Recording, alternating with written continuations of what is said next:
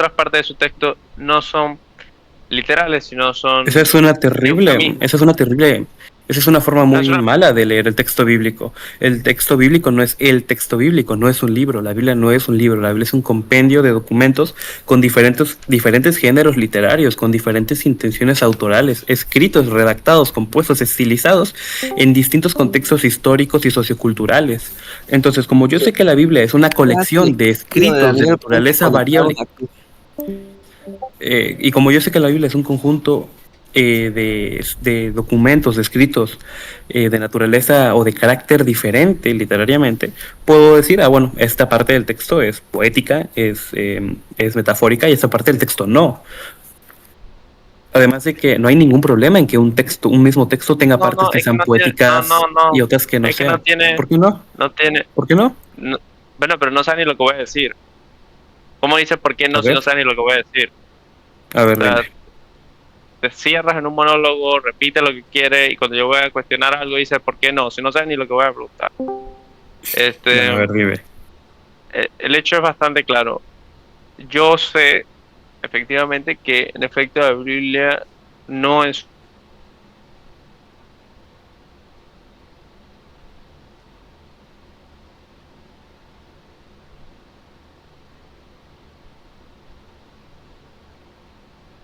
¿Alguien escucha algo? Sí, yo a ti. Lo castraron. Me fueron a circuncidar. ante los cristianos sobre qué libros son válidos, yo no. Circuncisión. Bueno, Se te cortó todo hasta ahorita. se me, no sé qué fue lo último que se habrá escuchado, pero La Biblia eso es lo último que se te escuchó.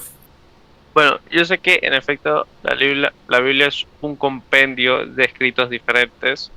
Eso lo sé primero partiendo porque ni siquiera los propios cristianos se ponen de acuerdo en cuántos y cuáles son los libros verdaderamente canónicos. Hay una gran discusión por parte de los cristianos sobre qué libros son válidos, sobre qué libros no son válidos, sobre qué traducciones son efectivas, cuáles traducciones no son efectivas. Luego existe, Esto ya se definió. bueno, no se ha definido unívocamente, se ha definido a cada cual según la iglesia que le apetezca. O sea, No, mira, pero bueno. no existe una definición unívoca de una Biblia, no existe. No puede haber una definición unívoca porque no ha sido nunca unívoco y por tanto no puede ser unívoco. Entonces, el hecho es que fuera de eso, yo como judío de nacimiento sé de primera mano que el Antiguo Testamento, la Tanaj, tiene diferentes orígenes históricos. Sé, por ejemplo, que el libro de Daniel, es que es un profeta con el mismo nombre que yo, es un libro del exilio de Babilonia. Y sé, por tanto, que otros libros no son tan antiguos, otros son más antiguos dentro de la propia literatura judía, ¿no? Entonces, eso yo lo sé de primera mano. Pero lo que yo te dije fue que el sentido, el propósito del libro es ridículo cuando tú lo planteas desde un análisis literario simple, que es cómo puede existir una revelación divina, la cual esté llena de contradicciones en la forma de la interpretación y en la forma en la que se narra la literatura o los eventos dentro de la Biblia, porque es completamente inconsistente. En algunos momentos son unos salmos, unos cantos a los dioses, al dios. Otros son pseudo narraciones históricas, como lo que sucedió con Moisés, lo cual no existen efectivamente ningún tipo de evidencias históricas que ese tipo de cosas sucedieron. Luego existen diferencias en la propia interpretación de fenómenos, como cuando dice Dios reconoce que existen otros dioses. Existen diferencias sobre si es una monolatría o es efectivamente un monoteísmo. Entonces, lo que te estoy diciendo es que es un libro que demuestra que es claramente inconsistente en su forma de interpretación, lo que nuevamente es una evidencia más de que es, o es, sí, yo diría que sí es una evidencia de que efectivamente es un libro escrito por humanos y que poco o nada tiene que ver con una revelación divina.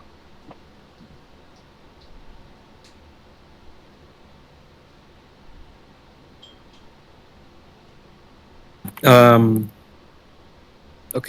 Am, a ver, entonces, em, tu planteamiento incluye la idea de que una revelación divina, para ser auténtica, para ser genuina, tendría que adoptar las formas de coherencia y uniformidad textual propias de un tratado moderno. No, yo lo que te diría es que no debería ser, primero, contradictorio en su propio texto. Bueno, a ver, esos aparentes errores, contradicciones, tensiones, creo que no son en realidad pruebas contra la revelación. Simplemente son indicadores del carácter encarnado de la revelación, de la palabra. Dios se revela en y a través de lo humano, sin abolirlo, sin sustituirlo. Algo similar a la kenosis, pero en un sentido hermenéutico, una especie de abajamiento divino en el lenguaje humano. Y este principio es muy importante para entender la teología cristiana de la Escritura. Así como Cristo asumió una humanidad concreta, también la palabra de Dios lo hace en textos condicionados por su tiempo. Me parece muy extraño una cosa que tú señalaste. Tú dijiste luego que algunos salmos o que algunos textos reconocen la existencia de otros dioses, ponte el Salmo 82, o que hay ecos de un enoteísmo temprano. Eso no es algo que nos avergüenza a nadie. De ahí no encuentro más sustancia en tu discurso, más sustancia argumentativa. Fuera de eso, que eso es un tema que hay que efectivamente profundizar, un tema absolutamente interesante, el tema de las prestaciones de las ideas de dónde el judaísmo, religión a la que yo pertenezco por nacimiento, pero no creo, y el propio cristianismo bebe de otras religiones, es un tema muy interesante, pero que ahora mismo no voy a profundizar, sino más bien en un tema que se mencionó anteriormente, que dijiste que Jesús se presentó en sí mismo como un humano en concreto, o Dios se presentó como humano en concreto. Es muy interesante, porque se dice que, y yo quiero saber, ¿no? Por eso voy a hacer una pregunta, y en base a tu pregunta, formularé yo haré una pregunta, en base a tu respuesta, yo formularé otra pregunta. ¿Cómo tú interpretas cuando Dios dice que creó al hombre a su imagen y semejanza? ¿En qué sentido lo creó a su imagen y semejanza? Bueno, creo que la expresión Baselem Elohim y Kitmutenu en Génesis debe ser entendido dentro de su contexto lingüístico y conceptual. No, pero primero Elohim es un nombre de Dios. ¿Qué tendrá que ver los nombres que tiene Dios o la forma en la que mencionas a Dios con el significado? Es que imagen y semejanza en hebreo es Baselem Elohim y Kismetunu, por eso yo lo dije. Pero bueno, a ver, lo que yo creo es que la palabra Selem, que es literalmente imagen, se utiliza en hebreo para referirse a representaciones visibles como estatuas o ídolos, ¿no? Entonces, el texto del Génesis hace algo similar, ¿no? La imagen es, el hombre está llamado a representar a Dios en el mundo, a actuar como su vicerregente. Es que es falso. Estás equivocado. Lo que tú dijiste no pero me dijiste que cómo yo interpreto, estoy equivocado en cómo yo interpreto. No, es que yo no estoy tú no estás equivocado en cómo interpretas, tú estás equivocado en algo que dijiste y yo me puse no te quise interrumpir en el momento, estaba esperando que terminara. Era que cuando dijiste Vayamer Elohim, eso no significa a su imagen y semejanza. Lo que tú estás diciendo es una alusión al nombre de Dios en hebreo. Ay, ¿sí? Dios. Baselem Elohim Kismetenu, imagen y semejanza de Dios, según Génesis 1, 26 y 27. Sí, puedes corroborarlo en cualquier interlineal. No, porque tú lo que estás diciendo, es, y Dios dijo que lo creó a su imagen y semejanza. No significa que lo creó a su imagen y semejanza. La última parte, la que tú dices, Belzonu Kia de Numutni, es a su imagen y semejanza, sí, pero Vayamer Elohim significa y dijo Dios, y es por eso que yo te estoy diciendo que tiene que ver esa cosa con la otra, porque lo que quiero decir es que estás haciendo una muy mala, en serio, muy mala. Sí, es muy mala, pésima, y si quieres te puedo traer a toda la sinagoga, tú quieres. No, y la lo sinagoga grabo por no. WhatsApp. Pero lo que La te estoy diciendo es sinagoga que en no hebreo me. pero me es indiferente porque ese es el idioma de mis ancestros y es el idioma que nosotros ¿Y a utilizamos. mí Y te estoy diciendo qué? que ¿Y a mí pero qué? lo que te estoy diciendo es que le estás hablando mal, que no significa lo que tú acabas de decir, que lo estás pronunciando mal, que no Bueno, entiendes la traducción. bueno, Te lo estoy diciendo está yo como una bien. persona que lo habla, no desde su nacimiento, pero desde su crianza. Fantástico, Pero, excelente, está bien. Está bien, tú eres la bueno, pero autoridad en ciencias del lenguaje, está bien. no, yo no soy ninguna autoridad en ninguna lengua. Yo lo que te estoy diciendo es que yo hablo esa lengua y te estoy diciendo que le estás diciendo todo mal. Es lo único que te estoy diciendo, que no utilices esas o no lo cites si no entiendes bien la cita o no la haces bien. ¿Entiendes? Em, Bueno, Daniel, déjame terminar, ¿no? Entonces lo que yo te estaba diciendo es que yo creo que a su imagen y semejanza, como decía, ¿no? En el contexto del cercano, del Próximo Oriente Antiguo, eh, principalmente en Mesopotamia y en Egipto, existía la noción de que el rey era Selem de un dios, ¿no? Y esto era culturalmente común porque se concebía que los monarcas, como vicarios terrestres, representaban o personificaban las autoridades divinas en la gestión de la tierra. Yo creo que, uh, yo creo que Génesis 1 tiene una connotación similar, solo que con una cosa diferente, y es que se extiende ese estatus no a monarcas particulares, sino a la humanidad en su conjunto. Entonces todos los seres humanos son declarados portadores de cierta dignidad y de cierta vocación representativa que los convierte en mediadores del gobierno de Dios sobre la creación.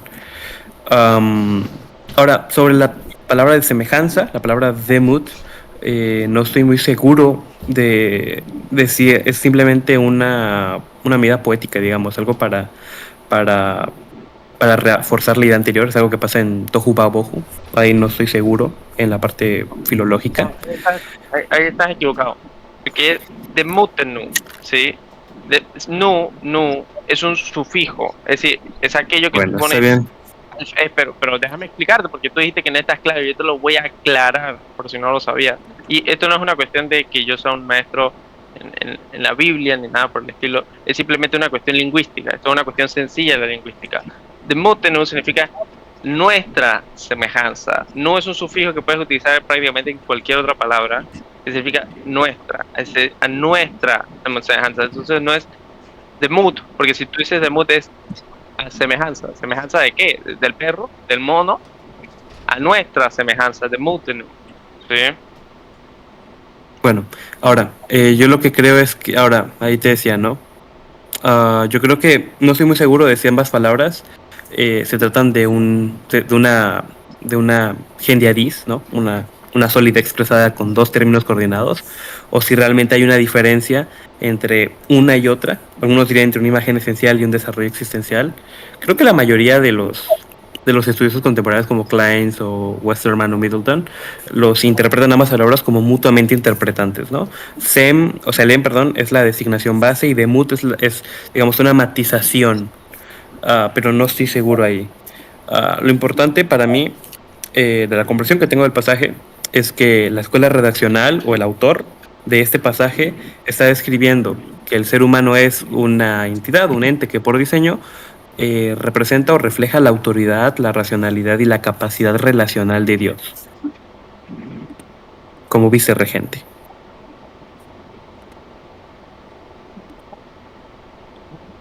No me estás dando el significado propio de su imagen y semejanza, porque yo lo que te estoy consultando es ¿a qué se refería exactamente Dios? A tu interpretación, cuando dijo nuestra imagen y semejanza.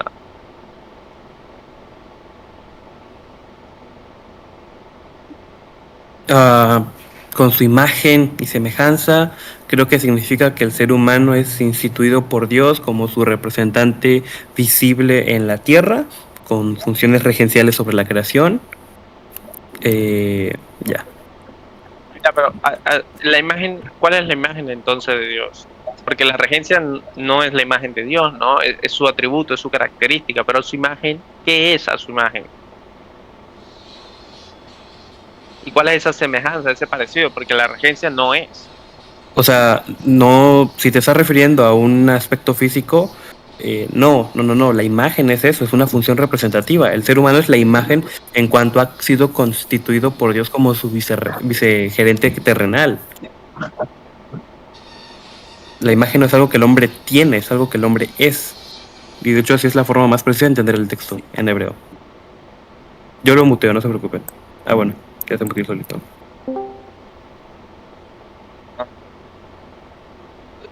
Pero uno no es una imagen, sino la imagen es una cosa distinta, es un fenómeno distinto, ¿sí? Uno no puede ser una imagen. Bueno, está bien, ese es un excelente, ese sería un excelente argumento si Pero lo que pudieras... te estoy diciendo es que las cosas que dice son vacías, no está significando nada, porque su imagen en regencia, es decir, la capacidad que tiene el ser humano de regir o gobernar sobre la tierra, igual que Dios gobierna sobre los cielos.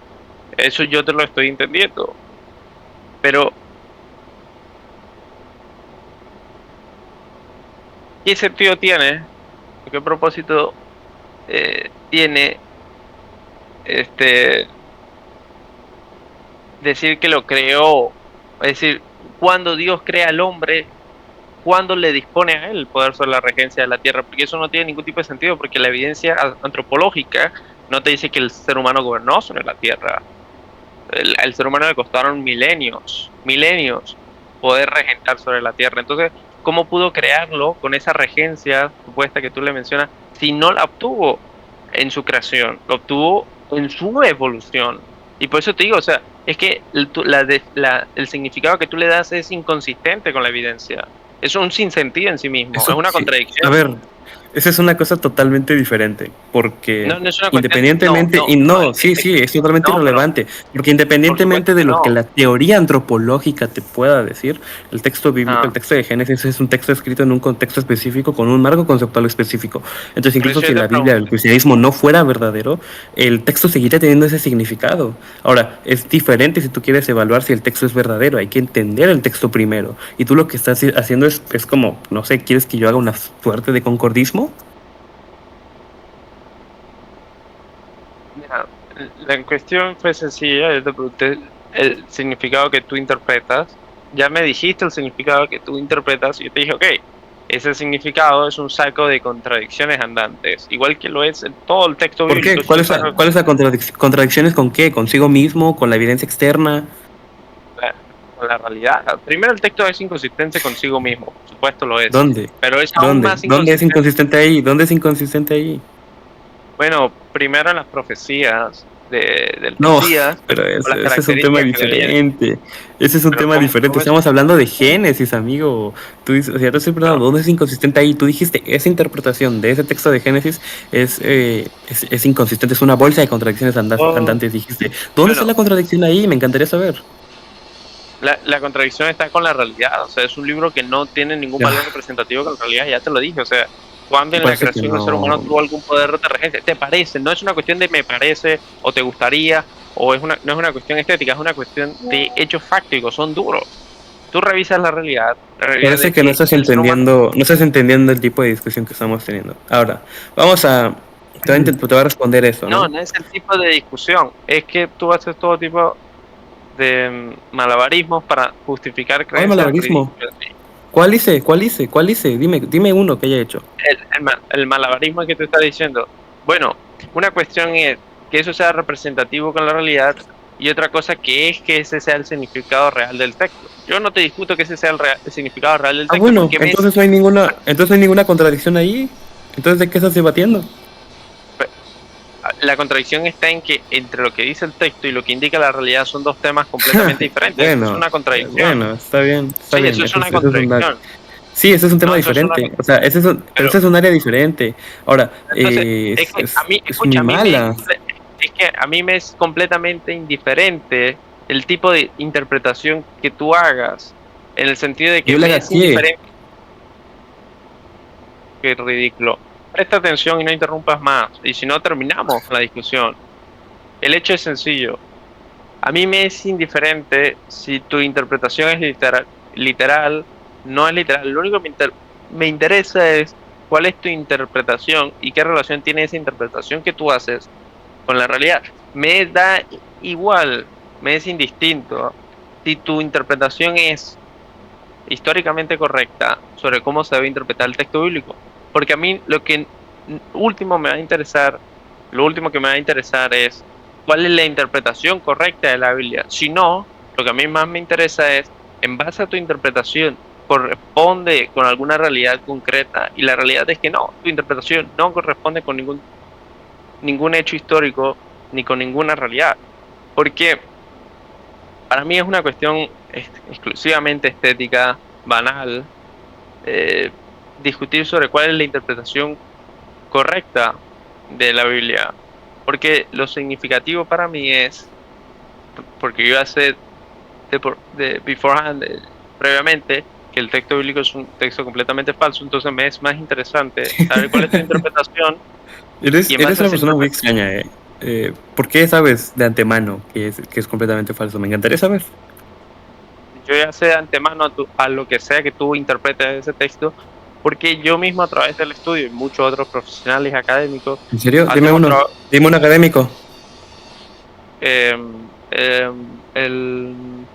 ¿Cómo se llama? Okay. Bauer. Está bien. O Bauer.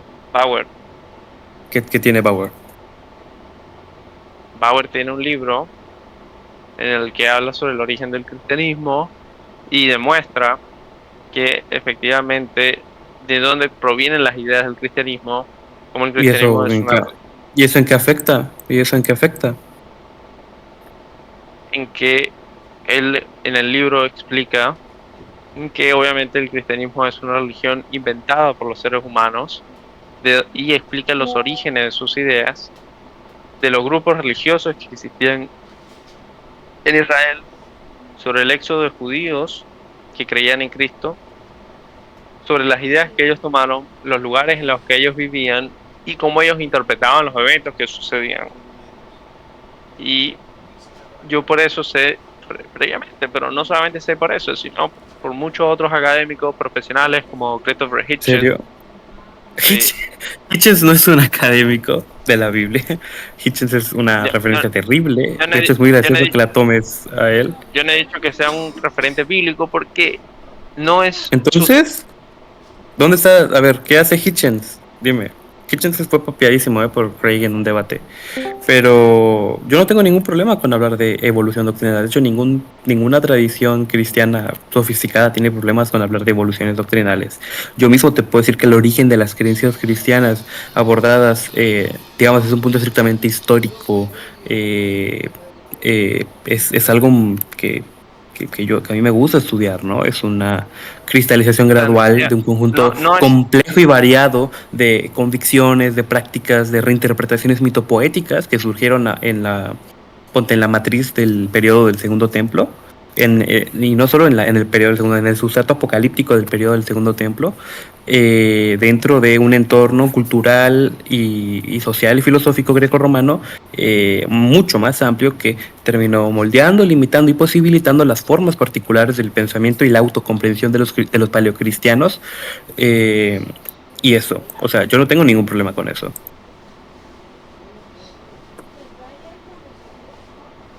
Ok, está bien, porque lo único que estás definiendo ahí es el entorno que rodeaba a esos paleocristianos, y eso es indudable. Si tú haces eso, cayeras aún más en el ridículo. Si no, el hecho es que, indiferente a ese entorno en el que... Ahora, si tú te refieres al origen de las religiones bíblicas, tampoco es algo con lo que tenga problema, ¿no?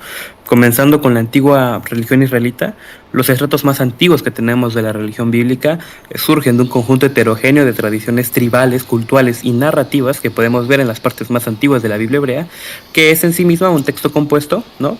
Producido a lo largo de siglos, aproximadamente desde finales del segundo milenio antes de Cristo hasta el periodo persa, por ahí del siglo IV antes de Cristo, que evidencia un movimiento progresivo desde los antecedentes politeístas o enoteístas hacia un monoteísmo cada vez más restrictivo. Y de hecho nosotros podemos rastrear mediante investigación crítica ese desarrollo. ¿no? Tenemos la hipótesis documental, la crítica de redacción, sabemos que hay distintas capas en el texto como las fuentes yavista, eloísta, deuteronomista, sacerdotal, cada una de las cuales aporta diferentes comprensiones teológicas muy diferentes y algunas veces normas jurídicas que ciertamente reflejan diferentes contextos históricos. Por ejemplo, el Reino Unido o la monarquía unida, los reinos divididos, el exilio babilónico, ese tipo de cosas. No es algo que a nosotros nos apene. Y efectivamente el cristianismo, si quieres utilizar el término más crítico, surge como un movimiento sectario diferenciado internamente que gira alrededor de la figura de Jesucristo o de Jesús de Nazaret, ¿no? Que embodied las esperanzas mesiánicas y las expectativas escatológicas judías y ya. No, o sea, no es algo que a nadie le apena, al menos a mí no me apena hablar de eso, no es algo incómodo para la fe, al contrario, te diría que, de nuevo, la comprensión de algo progresivo es muy concordante con la forma en que los padres entendían la fe de la iglesia. Eso es completamente indiferente nuevamente a lo que yo te dije antes, que es que da igual la interpretación bíblica que tú hagas. Da igual porque la falsedad de la fe no radica en la interpretación exclusiva que tú hagas, sino que existen muchas respuestas diferentes para cada una de esas interpretaciones. Si quieras hacer una interpretación literal es mucho más fácil desmentirla. Tú mismo lo has apoyado, tú mismo te has burlado del creacionismo del siglo XXI. Eso es una respuesta, en un sentido más metafórico, reinterpretativo, que es como el que tú haces. También existen falencias, por eso yo mismo escuché y te pregunté primero, ¿cuál es la interpretación que tú haces cuando dice la Biblia creado su imagen y semejanza? Habla de que, bueno, la imagen y semejanza se refiere a la capacidad del ser humano de regentar la tierra como vicario de Dios en la tierra, y lo que yo te digo es, ok, es una interpretación válida. El problema en esa interpretación, porque primero tuve que escucharte, es que esa interpretación es contradictoria con la realidad, porque el ser humano no regentó la tierra en su creación.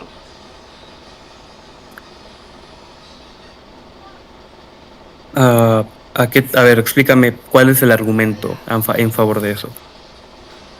¿Cuál es el argumento a favor de eso? Sí, porque dices por qué piensas lo que piensas, o sea, ¿cuál es la razón por la que consideras eso? Que el humano no ha tenido un dominio sobre la tierra, entendido como ciertas facultades que ya mencioné.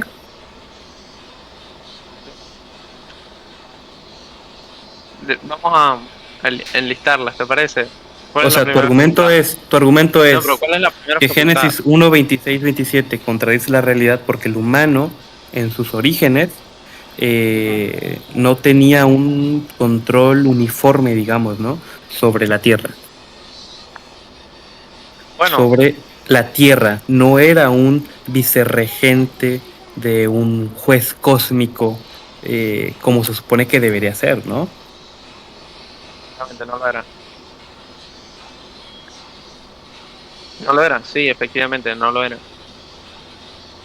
Pues es que esa es una muy mala, ese es un terrible entendimiento de lo que los cristianos o de lo que el texto o lo de lo que mi interpretación está diciendo, porque yo no dije que los humanos tenemos el dominio per se, el radar es prescriptivo, no es algo descriptivo, es una, ¿qué onda con eso que he dicho? Perdón, es una comisión. La narración va a esbozar un propósito de la humanidad y es una misión, es una vocación. No, porque el texto es claro, creó al hombre a su imagen y semejanza. Sí, no dijo lo creó a su imagen y semejanza. No lo dijo creó con la misión. No, dice a ver, eso. Amigo, ¿y qué es ser imagen? Por eso hay que entender el texto mediante los análisis de los mejores eruditos, de los mejores especialistas en el contexto bien, no con tu propia intuición. Me parece bien, con los mejores eruditos. ¿Cuál es esa? Y nuestras conclusiones son esas, que el texto hace referencia a una vocación. El ser humano tiene la vocación de ser digamos, dominar a las criaturas. ¿Cómo se llega a la conclusión de que es una vocación? Bueno, hay un análisis conceptual bastante, un análisis histórico bastante amplio. Pero no me hagas perder el tiempo porque te estoy preguntando concisamente cuál es. ¿Cuál es que el método para interpretar Génesis 1:26 al 1? Sí, ¿cómo se llega a la conclusión de que se refieren a un propósito y no a un hecho efectivo inmediato que es la creación? Porque la creación es un efecto inmediato. El texto, la palabra en español o la palabra en hebreo en este momento se refería específicamente a una creación. La creación es un efecto inmediato. Entonces, por eso yo te pregunto, ¿cómo llegas tú a la conclusión de que no se refiere a una creación, sino se refiere a una misión? Yo no dije eso, yo no dije que no se refería a una creación. El ser humano es creado con mi imagen y semejanza, es decir, con la vocación de hacer tal. Ok, ¿cómo llegas a esa conclusión? Pues haciendo una lectura cuidadosa que atienda a las peculiaridades lingüísticas y estilísticas del texto. No te estoy haciendo perder el tiempo, simplemente te estoy señalando la forma en la que se hace. Sí, me parece bien, pero dime cuál es esa, porque yo no necesito que hagas como ChatGPT que dicen muchas palabras vacías. Porque yo ya entiendo cuando tú te refieres lingüística, te refieres, ok, hay que buscar cómo se utilizaba esta palabra en el antiguo hebreo, hay que ver cuál es su correspondencia en nuestro significado actual, hay que ver... Pero es que es lo mismo, es literalmente lo mismo. Pero yo entiendo todo eso, y por eso mismo, como lo entiendo, te digo, ¿y cómo lo haces? ¿Qué haces? Porque no puedes decir, bueno, para reparar el baño hay que utilizar una herramienta, ok, bien, ya tienes la herramienta en mano, ¿qué haces con la herramienta? Sacas el tubo, lo conectas, haces ¿qué haces? Bueno, a ver, te voy a sintetizar lo que señalaría Ronald Hendel en su comentario Jail and Core. ¿Cómo lo haces? ¿Cómo interpretas el texto? Pues primero tendrías que comprender el término Selem, el pasaje. O sea, aquí Hendel va a señalar, ¿no?, que el pasaje utiliza sinonimia, ¿no? Reconoce que el término Selem y semejanza pueden ser sinónimos o tener matices superpuestos. Sabemos que la fuente P a veces los usa indistintamente o con ligeras variaciones, etcétera, ¿no? Por ejemplo, según acá en el 9.6 utiliza Selem, bla, bla, bla, ¿no? Más abajo dice... Mira, aquí dice el versículo 1.27, donde se afirma la creación del ser humano, imagen de Dios, es una transición poética, un tríptico cuasi poético que ocurre en un momento climático de la narrativa, enfatizando bla, bla, bla, y así. O sea, es que sería un análisis bastante denso el filológico. Es que primero, ahí hiciste una cuestión ridícula, volviste a caer en el término Selem significa imagen, y yo no te estoy preguntando sobre la imagen, te estoy preguntando más bien, ¿cómo haces tú para entender que esa imagen no se refiere a un hecho inmediato, sino a un propósito? Pero es que es un hecho inmediato, ya es imagen, ya tiene la vocación para ser vicerregente. Ok, pero ¿cómo sabes que se refiere a una vocación? Bueno, o sea, de nuevo te digo, o sea, eso sería una explicación muy larga, te sería mejor consultar las fuentes académicas, te las puedo compartir. No, yo te estoy preguntando porque deberías tener la capacidad de sustentarlo, ¿no? Sí, sí tengo, y te voy a decir, tenemos ciertos análisis que nos indican a qué se refiere los términos en su contexto cultural. Ya te mencioné a qué refería antes. Ok. El problema radica en que, nuevamente, ¿cómo sabes tú qué es la vocación? Tú me dices, no, porque así es como se interpretó en ese momento, ok, pero ¿cómo sabes tú que se interpretó de esa manera? Yo estoy absolutamente convencido que estás completamente equivocado y que esa no es la interpretación correcta, pero yo aún así te doy la oportunidad y quiero escucharte. ¿Cómo sabes tú que esa es la interpretación correcta? ¿Cómo sabes tú que se refiere a una misión y una vocación? A ver.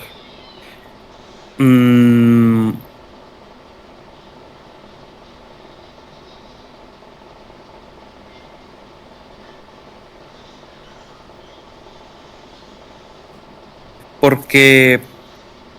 Ok, lo primero. porque porque cuando, debido a que tenemos ciertas evidencias en ciencias bíblicas de que ese tipo de términos, los términos imagen y semejanza,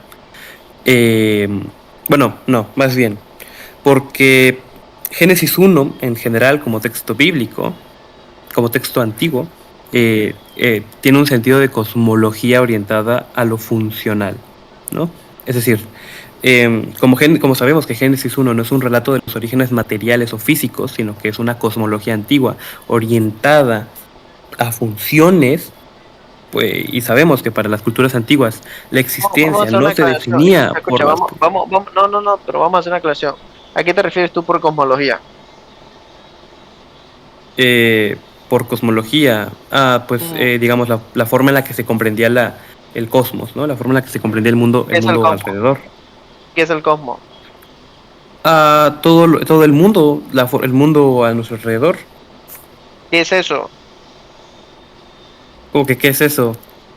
Sí, ¿qué es eso? ¿Qué es eso? Cosmos, el orden total, el orden coherente, la totalidad Dame, coherente y ordenada, el universo ok, concebido ¿como cuáles? como ¿Como todo cuáles? estructurado e inteligible. El ¿Cómo que universo, como cuáles? sí, ¿como cuáles? ¿Como cuáles qué? Sí, ¿como cuáles son esos cosmos a los que tú haces referencia? No, es O al que cosmos ese al que haces término referencia. cosmos hace referencia Ujú. al universo Ok, al como un todo universo. estructurado, como Ok. entidad Y entonces, inteligible. por qué tú dices no físico y luego dices cosmología? Porque es un saco de contradicciones. Tú mismo acabas de referenciar al No, universo. Yo por eso quería cuál es escucharte. Sí, y por eso yo digo que es eso, es una cosmología antigua orientada a lo funcional. Cuál es ese universo no físico? Yo no dije que no era un universo físico, simplemente estoy hablando de que Sí, las lo cosmologías dijiste. antiguas Por estaban eso yo te orientadas pregunté. a lo No, funcional. No, no, yo no dije dijiste no que era físico y por carente aquí de cosas físicas, yo dije que era una cosmología orientada a lo funcional. Tú también es que como estás con esa ganas de andar debatiendo, no escuchas correctamente lo que te estoy diciendo. Y para yo las por eso te culturas antiguas, pregunto. el concepto de No. existencia no era definido por las propiedades materiales, era definido por la función de algo en un sistema ordenado, en un cosmos. Por ejemplo, para pasarlo a un contexto actual. Un restaurante existe cuando obtiene su permiso para operar, es decir, cuando es funcional, más allá de sus propiedades físicas. Es lo mismo con Génesis 1 y con los demás textos de la creación ANI. Se enfocan en establecer funciones y roles, no se enfocan en la manufactura material del mundo. Y de hecho lo podemos corroborar con el sentido del término bará, con el término crear, que sabemos que el verbo hebreo bará siempre tiene por objeto, ¿no? Que sus objetos son consistentemente de naturaleza funcional, ¿no? No, que claro, tienen una naturaleza material, pero nunca exclusivamente. De hecho, incluso hay una completa ausencia de mención de materiales en los contextos de vara, lo cual nos indica que la actividad no es material, que la actividad es funcional. Y de hecho esa sería la interpretación más literal posible del texto. Eh, en los días de la creación, en los días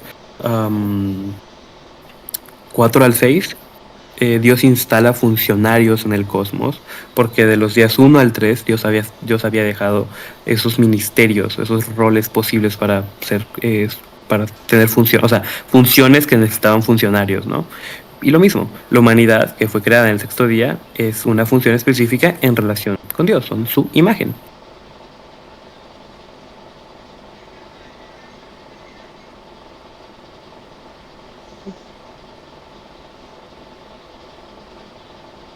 La funcionalidad. Pero, ¿por qué la alusión al sexto día? Por la ¿Cómo estructura no? literaria del pasaje. Uy, espera, se me va a acabar la pila, dame un minuto.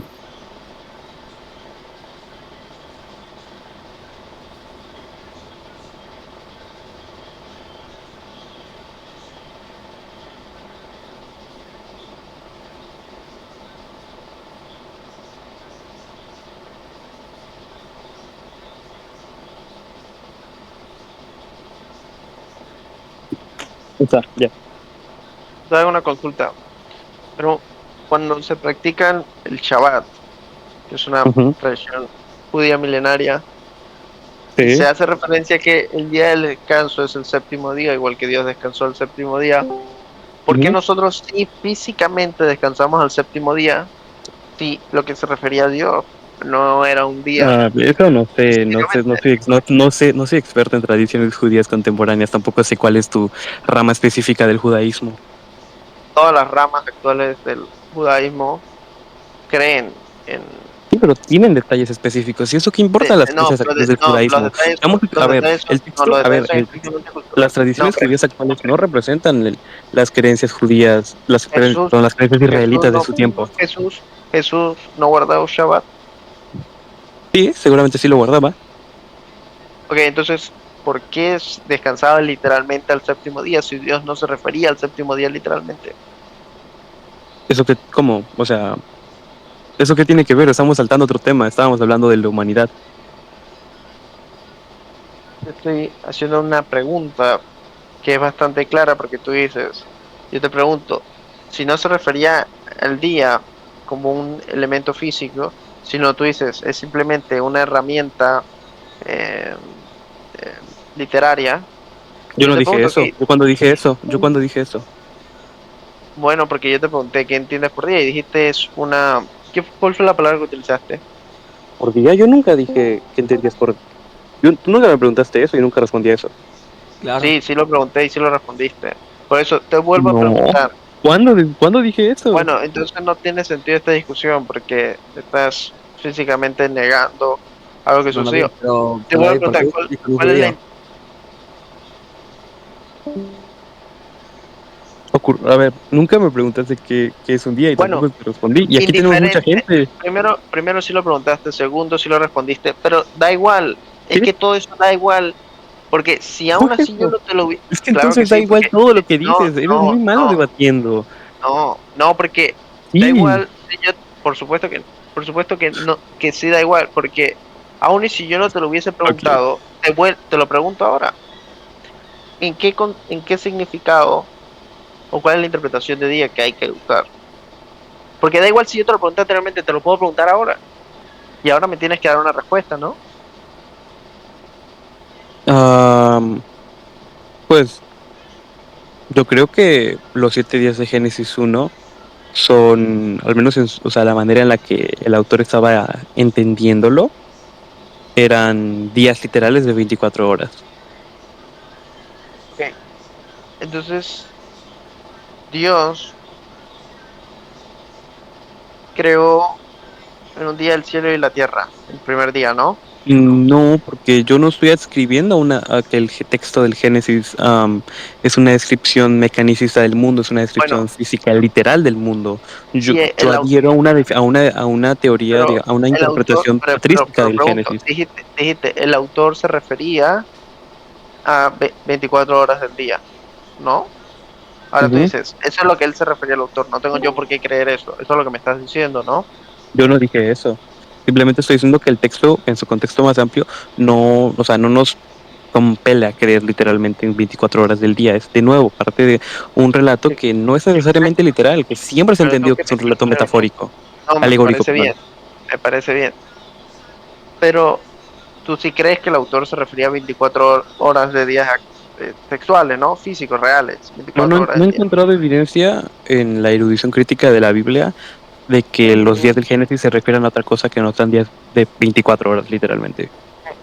Entonces, ¿por qué nuevamente esta práctica que practicó quien tú crees que fue tu propio Mesías? ¿Cómo lo justificas? Me dices, no lo sabes porque no lo has estudiado. Te quedas con esa respuesta, ¿no? ¿Qué? ¿De qué estás hablando? ¿A qué saltaste? Es que tú me preguntaste qué significan los días del Génesis y dije, bueno, creo que se refieren a días literalmente de 24 horas. Y luego tú dijiste, bueno, pero ¿cómo justificas esa práctica de tu Mesías? No puedes. O sea, ¿de qué estás hablando? Dices un salto muy extraño, al menos que se te corte de una manera muy buena.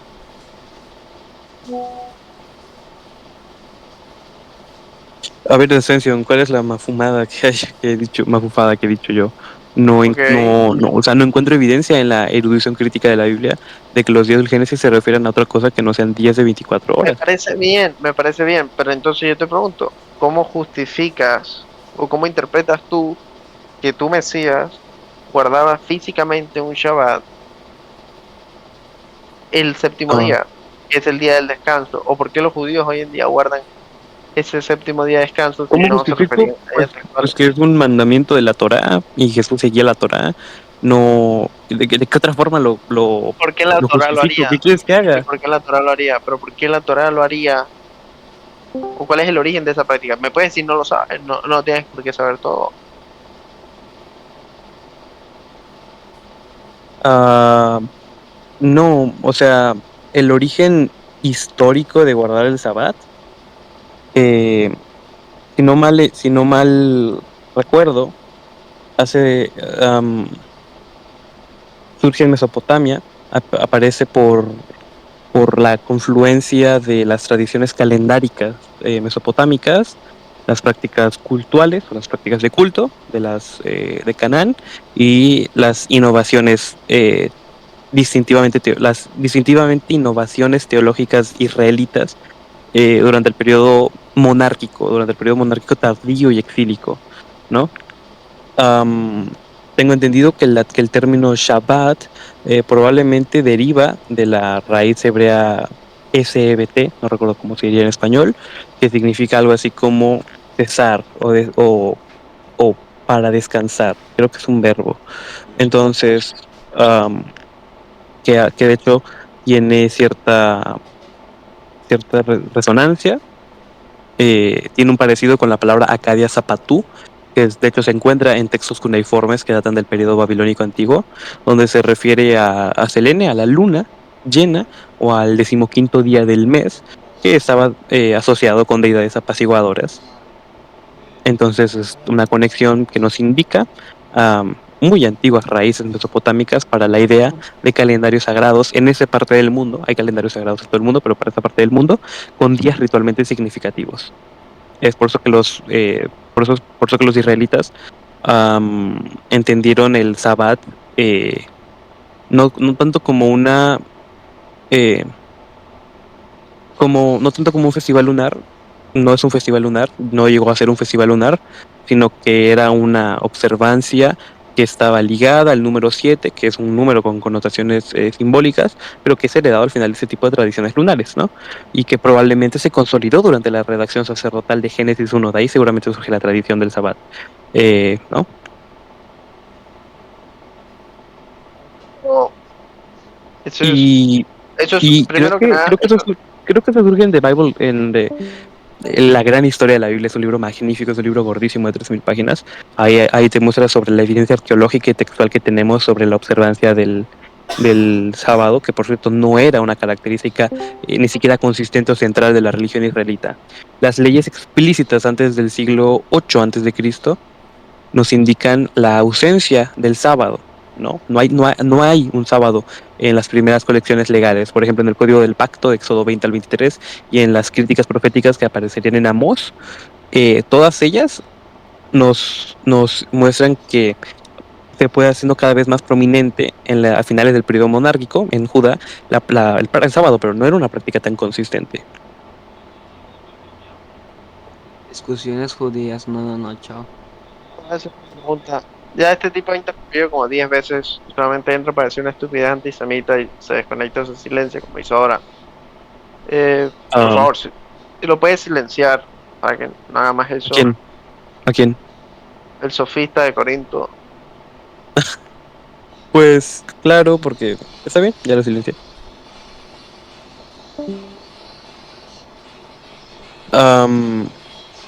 Bueno, a ver, creo que sí tiene razón en pero algo. yo ya te escuché y quiero hacer una pregunta para luego hacer mi explicación. ¿Tú crees que el judaísmo que se practica hoy en día es altamente consistente con el que se practicó en los tiempos de Jesucristo?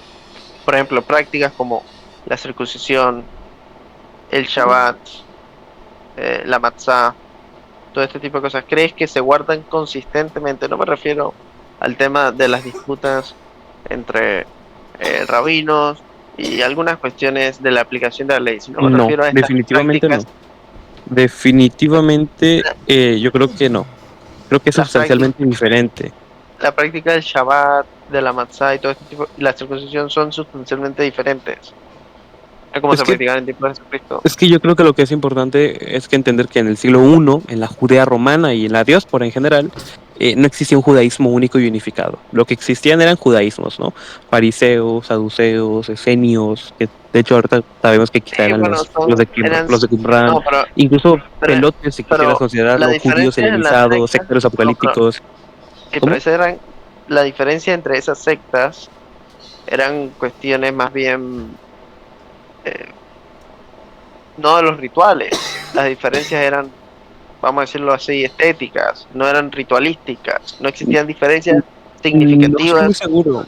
Sí, No estoy muy completamente, seguro, porque el digo que no fariseo, estoy muy seguro porque ellos tenían diferentes puntos de vista sobre la ley, sobre el templo, sobre la sí, pureza, pero sobre el no más sobre los allá, sobre la rituales, sí, pero providencia. no sobre los rituales.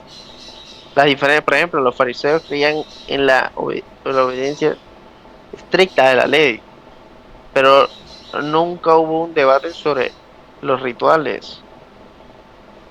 Mm, a ver, Los vamos a pensar algo. En el la única judaísmo del secta, primer siglo, no, la única secta del judaísmo que tuviese un ritual diferente pudo haber sido los samaritanos.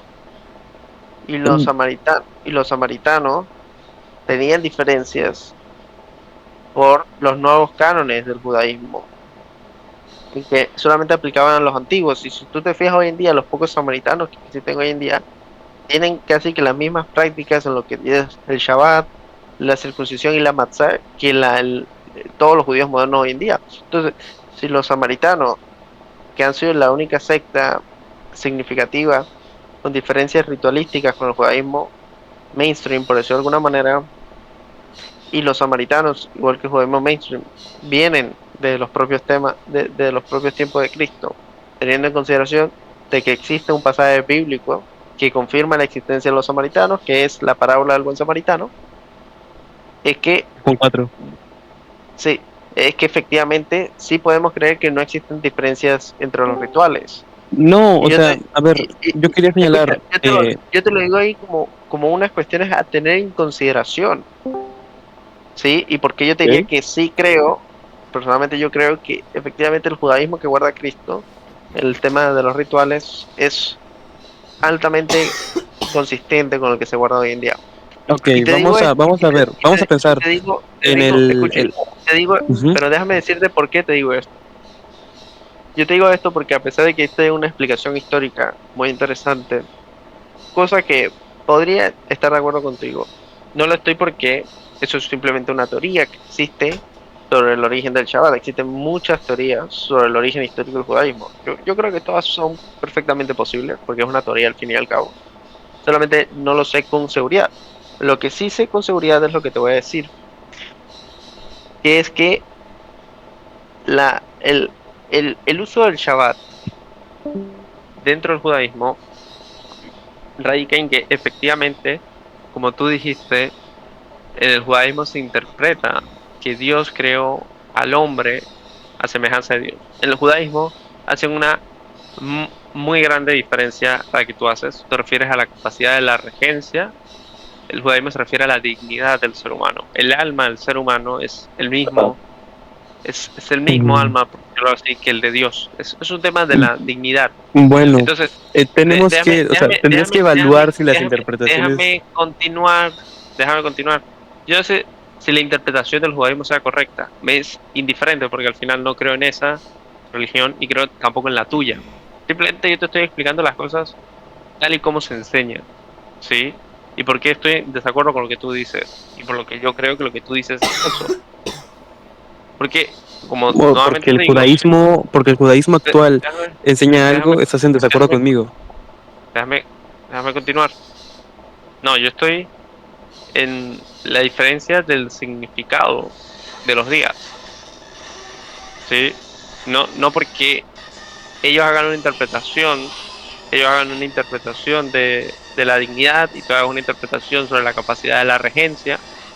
No es por eso que estoy en desacuerdo contigo, sino porque ellos a través de ese análisis de la dignidad explican el por qué se guarda el Shabbat del séptimo día, cosa que tú no pudiste, tú mismo fuiste a una explicación histórica.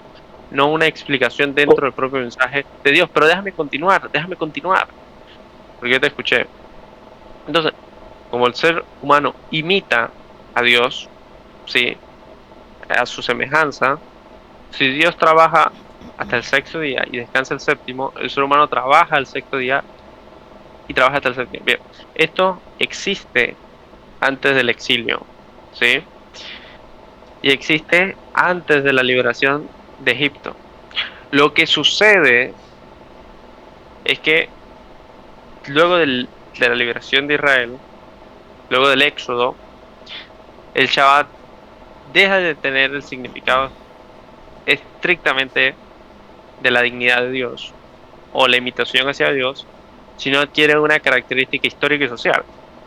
Bien sabes tú que el Shabbat jugó un rol muy importante en el éxodo de Israel y en el castigo hacia los egipcios. Entonces, el Shabbat adquiere un nuevo significado.